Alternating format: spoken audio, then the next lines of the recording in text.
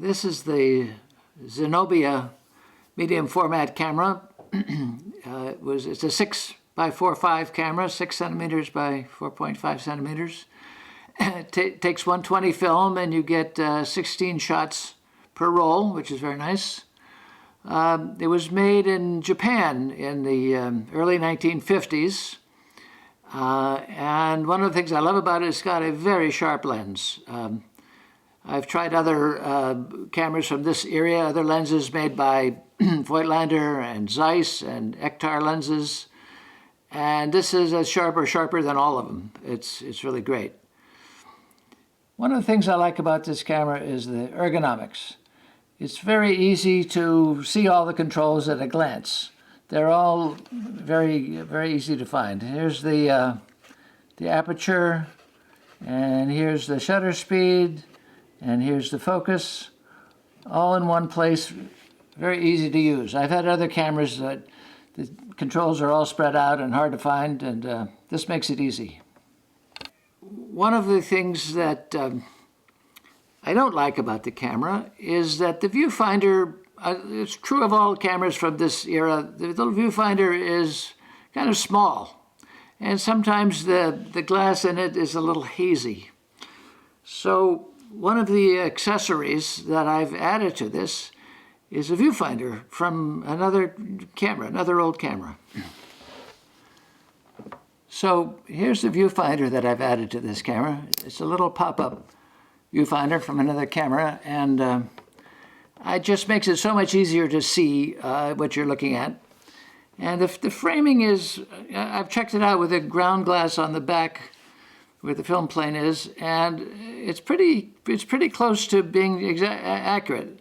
These kind of viewfinders aren't completely accurate like a digital camera, but it's very good, and I know that the lens is a little down and to the left, and so I can kind of compensate, or I take a little bit more of the image than I think I need in order to make sure I get everything in. But it's very handy to have this kind of thing on the camera.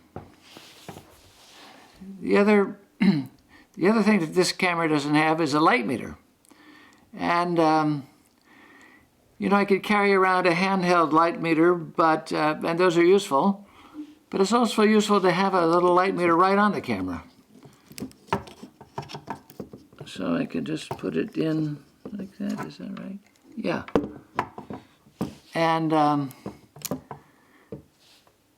that way it just stays with me all the time. It gives very accurate readings and makes it very easy to have it just handy like that.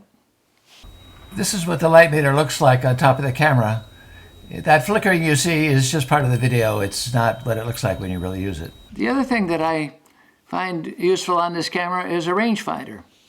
This is not a rangefinder coupled lens, so you have to either estimate the distance or use something to figure out the distance. And what I use is this little laser pointer.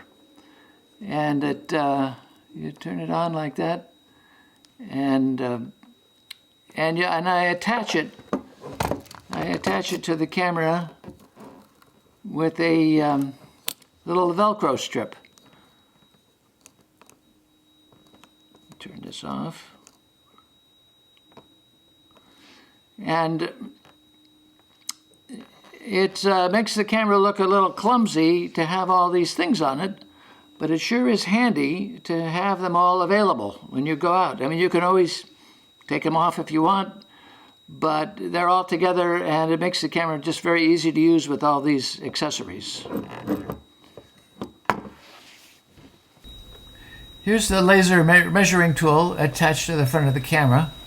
You just turn it on and aim it where you want, and it gives you a reading in feet or meters. And then you get, here it says 4.5 feet, and then you just apply that to the lens to get the right focus. See, there's the little red dot you get when you aim it at something.